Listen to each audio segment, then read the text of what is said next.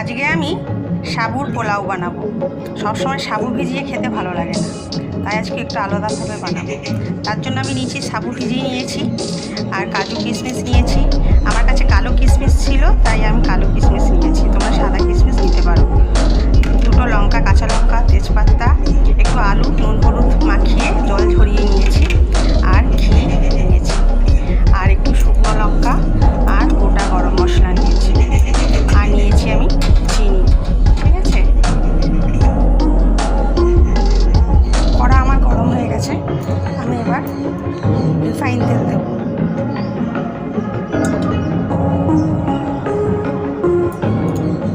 Refine তেল গরম হয়ে গেছে। গোটা গরম মশলা একটা একটা করে দিলাম, দুটো কাঁচা লঙ্কা,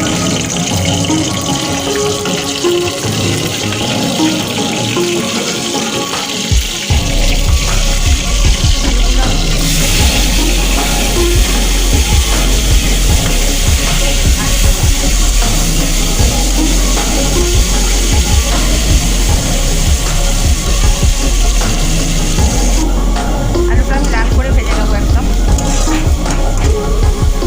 যাতে সেদ্ধ হয়ে যায়। একটু বাকি আছে। আলু ভাজা হয়ে গেছে আমার। এবার আমি এর মধ্যে কাজু কিশমিশগুলো দিয়ে দেবো।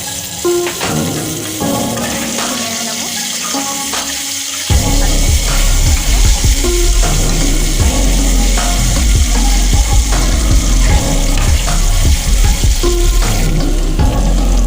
এবার আমি একটু চিনি দেবো।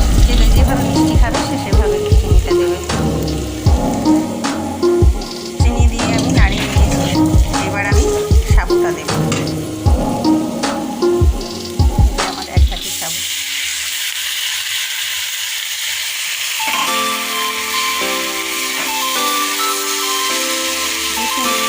নাড়বো, নাড়তে থাকবো হালকা আছে, আঁচ বাড়াবে না, লো করে।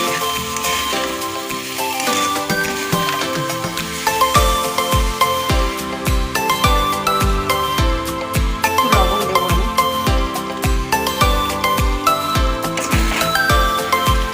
আস্তে আস্তে